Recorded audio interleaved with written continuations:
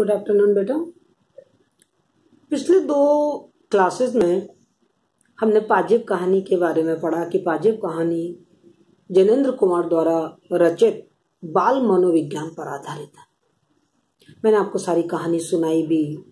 मैंने कहानी का उद्देश्य और उसकी मूल संवेदना क्या है वो आपको बताई कि किस तरीके से माता पिता को अपने बच्चे के साथ व्यवहार करना चाहिए, उसके मनोविज्ञान को समझकर उसके साथ व्यवहार करना चाहिए, उस पर झूठे सच्चे शक नहीं करने चाहिए। और यदि बच्चा कोई गलती भी करता है तो बच्चे की जो गलती है वो करुणा की डिमांड करती है हमसे, क्रोध या रोष या ताने मारने की नहीं करती कि हम उसको ताने मारें या उस पर क्रोध करें, ये नहीं करते।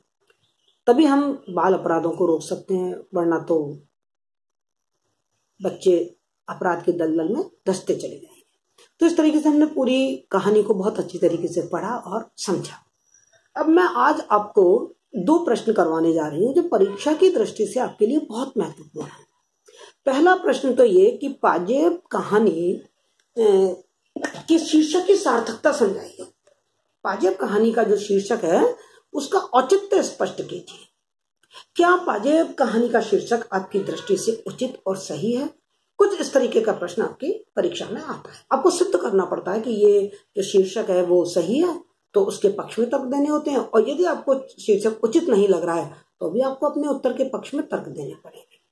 जब ऐसा प्रश्न आता है तो इस प्रश्न को करने का एक तरीका होता है जो मैंने आपको बताया है पहले भी। सबसे पहले तो आप थोड़ा सा परिचय दीजिए अपने लेखक का, कि जो जैनेन्द्र कुमार हैं वो प्रेमचंद के बाद वाली जो कहानी का काल है उसके एक महत्वपूर्ण हस्ताक्षर हैं, और मगर उनकी कहानी प्रेमचंद योगिन कहानी से काफी अलग है। उनकी कहानी का कथ्य और शिल्प दोनों ही परिवर्तित हो गए हैं। उनकी कहानी में हमको मनोवैज्ञानिकता और दार्शनिकता बहुत देखने को मिलती है, यथार्थवादिता उनकी कहानी में हमको देखने को मिलती है, मानवीय संवेदना उनकी कहानी में हमको देखने को मिलती है, और व्यक्तित्व उनकी कहानियों में हमें देखने को मिलती है। पाजेब और खेल जो कहानी है वो उनकी बाल मनोविज्ञान पर आधारित कहानी है। तो एक पैराग्राफ तो हमारा बन जाता है लेखक का थोड़ा सा परिचय हमें देना पड़ता है कि लेखक की जो कहानी लिखता है उसकी क्या विशेषता है। दूसरा पैराग्राफ हम बताते हैं पाजेब कहानी का, कि जो पाजेब कहानी है उसका जो कथ्य है उसको संक्षिप्त में बता देना चाहिए कि जैनेन्द्र कुमार द्वारा लिखी हुई जो कहानी पाजेब है वो उस कहानी में मुन्नी और आशुतोष एक 8 साल का बच्चा है, माता पिता हैं, और पाजेब खो जाने के बाद माता पिता बच्चे के साथ कठोरता का किस तरीके से व्यवहार करते हैं। मतलब उसके ऊपर आरोप लगा दिया उन्होंने बिना पुष्ट प्रमाण के ही कि बच्चे ने वो पाजेब ली है, और किस तरीके से वो बच्चा कुंठित हो जाता है और बाद में पाजेब खुद बुआ की जेब में ही मिलती है। इस तरीके से आप थोड़ा पाजेब कहानी का परिचय देंगे।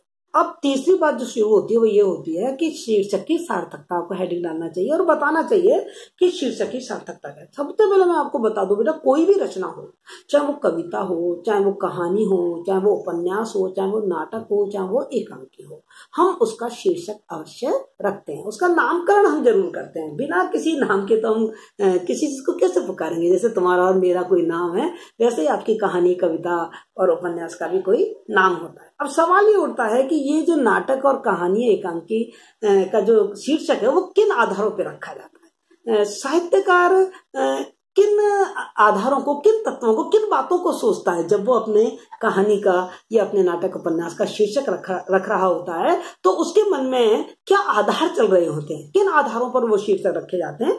तो वो आधार मुख्य रूप से हम उन आधारों को 4 या 5 भागों में बांट सकते हैं। जैसे या तो जो साहित्यकार होता है, रचनाकार होता है, वो अपनी रचना का शीर्षक उस कहानी का जो मुख्य पात्र है उसके नाम पर रख देता है, जो उस कहानी का मुख्य पात्र है, क्योंकि सारी कहानी उसी मुख्य पात्र के चारों तरफ घूम रही है, तो उसके आधार पर रख देता है। जैसे कि आपकी कहानी है, एक मधुआ कहानी है आपके कोर्स में, एक आपकी कहानी है गदल कहानी है, तो गदल नायिका का नाम है उस कहानी का और मधुआ उस बच्चे का नाम है। तो या तो उस कहानी का जो मुख्य पात्र है उसके नाम पर उस कहानी का नाम रख दिया जाता है, या फिर उस कहानी की कोई परिस्थिति या महत्वपूर्ण घटना, जो परिस्थिति और महत्वपूर्ण घटना मुख्य है उस कहानी, और जो उस घटना और परिस्थिति के चारों तरफ वो कहानी घूम रही है, तो उस घटना या परिस्थिति के ऊपर उस कहानी का नाम रख दिया जाता है। जैसे आपके कोर्स में सजा कहानी है, तो पूरी कहानी उनके पिताजी को जो सजा मिली है, जिसके कि वो दोषी भी नहीं है, जो सजा मिली है,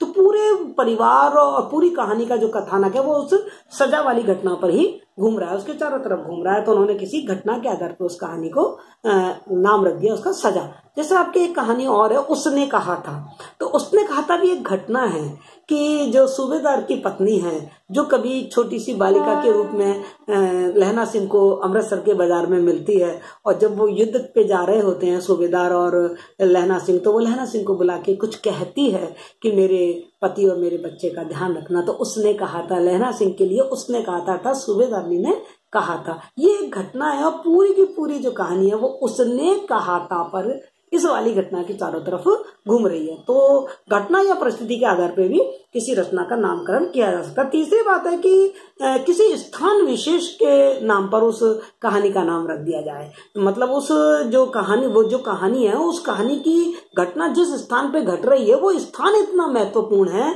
कि उस स्थान के नाम पर कहानी का नाम रख दे। जैसा आपको याद होगा, प्रेमचंद की एक कहानी है ईदगाह। तो ईदगाह वो एक जगह है जहाँ पर ईद के दिन सामूहिक नमाज पढ़ी जाती है, और जो घटना है वो एक तरीके से पूरी उस स्थान पर ही स्थान से संबंधित है, एक तरीके से कि वो हामिद वहाँ जाता है ईदगाह पर और कैसे दुकानें देखता है, क्या खरीदता है, दोस्त क्या खरीदते हैं, क्या उसके मन में विचार और भाव आते हैं, और वो अपनी दादी के लिए चिमटा लेके आ जाता है। तो ईदगाह उस स्थान के महत्व पर को रेखांकित करते हुए इस कहानी का शीर्षक रखा गया। एक आधार और है जिसके आधार पर रचनाकार अपनी कहानियों का नामकरण करते हैं, वो है प्रतीकात्मक या सांकेतिक रूप से। मतलब लेखक जो कहना चाहता है वो बात साफ साफ ना कह के किसी प्रतीक के रूप में कह दिया जाए। जैसे आपकी एक कहानी है मलबे का मालिक। अब मलबे का मालिक ये एक सांकेतिक और प्रतीकात्मक शीर्षक है, क्योंकि हिंदुस्तान और भारत दोनों का विभाजन हो चुका है, और हम देख रहे हैं कि जो भारत का जो अमृतसर है वहाँ पर बुरी तरीके से मारकाट मची थी, और जो मुसलमानों के घर थे वो भी ढा दिए गए थे, जला दिए गए थे, मलबा बन गया है, और उसका मालिक वो पहलवान बन जाता है। तो उसका मालिक आखिर है कौन? कुत्ता भी उस पर अपनी मिल्कियत जमाता है, सरकार की वो मिल्कियत है, और वास्तव में जो जिसका वो घर था वो भी पाकिस्तान से आया है। तो इस मलबे का मालिक है कौन आखिर? तो ऐसा ये एक तरीके से प्रतीकात्मक और सांकेतिक शीर्षक है। तो इन आधारों पर रचनाकार अपने शीर्षक का नामकरण करता है। हमारी जो ये कहानी है पाजेब, ये एक तरीके से उस जो कहानी में जो वस्तु का वर्णन है, जो मुख्य वस्तु है जिसके चारों तरफ पूरी कहानी घूम रही है, उस पर आधारित ये शीर्षक है पाजेब, क्योंकि जो पूरी कहानी है वो पाजेब के इर्द गिर्द ही घूम रही है। तो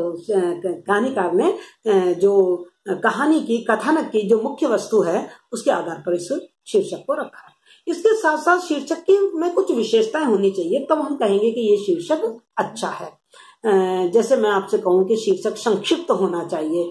बहुत लंबे जो शीर्षक होते हैं वो हम लोगों को आकर्षित नहीं कर पाते हैं। तो पाजेब बिल्कुल एक शब्द का शीर्षक है, बहुत ही संक्षिप्त है।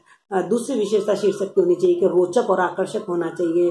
तो जो पाजेब शीर्षक है वो काफी रोचक और आकर्षक है, क्योंकि हमारे भारत में तो स्त्रियों में आभूषण प्रियता पाई जाती है और वो पैरों में पायल पहनती हैं, और इसमें एक है ना प्रतीक भी है पायल का, कि जो वो जिसके पैरों में पहनी जाती है वैसा ही आकार ग्रहण कर लेती है, उसकी कड़ियां एक दूसरे से जुड़ी हुई होती हैं। तो कहीं ना कहीं वो ये भी बता रहे हैं कि जैसे पायल की कड़ियां एक दूसरे से जुड़ी होती हैं, ऐसे हम मनुष्यों को भी एक दूसरे से जुड़ा हुआ होना चाहिए, एक दूसरे के सुख दुख से जुड़ा हुआ होना चाहिए। और जैसे पायल, चूंकि वो जो उसकी कड़ियां होती हैं वो बहुत ही नरम होती हैं और लचीली होती हैं, तो वो जैसे अपना रूप बदलती रहती हैं और जिस तरीके के पैर में पहनी जाती है वैसे ही आकार ग्रहण कर लेती हैं। तो कहीं ना कहीं ये भी कहा जा रहा है कि मनुष्य की जो सामंजस्य क्षमता होनी चाहिए उसको भी परिस्थिति के अनुसार ढल जाना चाहिए। तो इस तरीके से जो शीर्षक है वो काफी आकर्षक और रोचक है। शीर्षक की एक विशेषता और होती है कि वो कौतूहलवर्धक हो, अर्थात उस शीर्षक को जब हम पढ़ें तो हमारे मन में जिज्ञासा जागे उस कहानी को पढ़ने की, शीर्षक को पढ़ते ही कहानी में पढ़ने की कौतूहल जाग जाए, इच्छा शक्ति जाग जाए। तो ये जो कहानी का शीर्षक है पाजेब, ये कौतूहलवर्धक शीर्षक है। कि जैसे हम पाजेब को पढ़ते हैं तो हमें हमारे मन में जिज्ञासा जागती है कि पाजेब क्या मतलब क्यों पाजेब का नाम लिया गया, कैसी पाजेब है, किसकी पाजेब है, क्या हुआ पाजेब के साथ, पाजेब का शीर्षक क्यों रखा गया, तो हमारे मन में पता चल जाता है। साथ ही बेटा शीर्षक नवीन और मौलिक होना चाहिए, मतलब रिपीटिशन नहीं होना चाहिए कि उससे पहले भी कुछ इस तरीके की लिखी गई हो कहानियाँ। तो इसका जो शीर्षक है ये इसमें काफ़ी नवीनता और मौलिकता है। और जो सबसे बड़ी चीज़ है वो ये है शीर्षक की, कि वो जो शीर्षक है वो उद्देश्यनिष्ठ होना चाहिए। यानी कि जो शीर्षक है वो उस कहानी का पारदर्शिता, कहानी को की जो मुख्य घटनाएं हैं वो शीर्षक में से झांके। एक तरीके से जैसे शीर्षक खिड़की है ना, जैसे खिड़की में से हम देखें तो पूरे घर का दृश्य दिख जाता है, ऐसे उस शीर्षक को जब हम देखें ना तो हमें पूरी कहानी का आभास होने लगे। ऐसा शीर्षक होना चाहिए उद्देश्य को दिखाने वाला। तो हम ये देख रहे हैं कि पाजेब जो कहानी है उसका जो शीर्षक है वो काफी, जो लेखक का जो उद्देश्य है उस उद्देश्य को बताने में पूरी तरीके से सफल है। पूरी कहानी, जितनी भी कहानी हम देख रहे हैं, सारी की सारी कहानी पाजेब के चारों तरफ ही घूम रही है। कहानी शुरू होती है पाजेब से। मुन्नी पाजेब की हट कर रही है, पापा से कह रही है मुझे तो बाबूजी हम तो पाजेब लेंगे। और फिर उसने उदाहरण दे दिया, रुक्मणी पहनती है, सब शीला पहनती है, सब पहनती है, हम भी पाजेब लेंगे। तो जब कहानी शुरू ही किससे हुई है, पाजेब से शुरू हुई है। वो हट कर रही है, पिताजी उसको देने के लिए कहते हुए हैं, बुआ आ जाती है, वो बुआ के सामने अपनी फरमाइश रखती है, मुझे पाजेब लेनी है। और बुआ उसको नेक्स्ट इतवार को पाजेब लाकर दे भी देते हैं। और वो पाजेब पहन के चारों तरफ घूमती है, फिरती है। दिखाया है कि बच्चे किस तरीके से चीज को पाके प्रफुल्लित हो जाते हैं, सबको दिखाते हैं और उसकी प्रशंसा सुनना चाहते हैं। और फिर आशुतोष के भी मन में पाजेब को देख के मन में आता है, वो भी बाइसिकल मांग उठता है। तो इस तरीके से जो कहानी है वो शुरुआत हुई है पाजेब से। अब देखिए ये पाजेब ही पूरे घर में भूचाल ला देती है। पूरी कहानी पाजेब के आसपास बनी हुई है, पूरा ताना बाना कहानी का जब पाजेब के आसपास बना हुआ है कि दूसरे दिन पाजेब खो जाती है। और पाजेब खोते ही दोनों पति पत्नियों में कहासुनी होती है। और पाजेब होने के कारण ही नौकर बंशी पर शक किया जाता है। बंशी से शक हटकर आशुतोष पे आ जाता है। आशुतोष से बड़े आड़े टेढ़े प्रश्न पूछे जाते हैं, उसे विवश किया जाता है। मतलब माता पिता को तो शक नहीं, पूरा विश्वास हो गया है कि जो पाजेब लिए वो आशुतोष ने लिए, क्योंकि पतंग और डोरी लेकर आया है। तो बस उसको तो पतंग का शौक है, तो पतंग के लिए उसने पाजेब ले लिए, बेच आया पतंग वाले को। उसके बाद हम क्या देख रहे हैं कि शक किया जा रहा है छुन्नू पर, वो भी पाजेब के कारण किया जा रहा है, क्योंकि जो छुन्नू है वो उसका दोस्त है। और उन्हें लगता है कि बस वो पाजेब छुन्नू के साथ मिलकर पाजेब को पतंग वाले के साथ बेच आया है। तो छुन्नू के घर में भी बवाल मच जाता है, पूरे मोहल्ले पड़ोस में उसी पाजेब के कारण बवाल मच जाता है। इवन देन दोनों पड़ोसियों में, छुन्नू की मम्मी और आशुतोष की मम्मी, इन दोनों में भी आपस में कहासुनी हो जाती है इसी बात को लेकर, पाजेब को ही लेकर। तो पूरी कहानी पाजेब के साथ ही आगे बढ़ रही है, शुरू भी हुई है और विकसित भी पाजेब के खो जाने पर, और पाजेब को वापस कैसे आए, किस तरीके से उस बच्चे से पाजेब को चुरा लेने को स्वीकार करने के लिए उस पर कैसे प्रेशर डाला जा रहा है, वो बाल मनोविज्ञान दिखाते हुए कहानी आगे बढ़ती है। और कहानी का जो चरमोत्कर्ष है, कहानी का जो अंत है, वो भी पाजेब पर आकर ही होता है कि जब उस बच्चे को मजबूर होकर पतंग वाले के यहाँ भेजना चाहते हैं माता पिता कि जाओ तुम पैसा देकर आओ और पाजेब लेकर आओ, उसी समय बुआ आ जाती है। और बातें बातों में फिर बुआ बताती है बच्चे को कहाँ क्यों भेज रहे हो, क्यों सता रहे हो बच्चे को। बुआ को तो मालूम भी नहीं है कि बच्चे को क्यों सताया जा रहा है। बातें बातों में जब बुआ होती है वो अपनी जेब में से पाजेब निकाल के देती है और बस कहानी यही खत्म हो जाती है।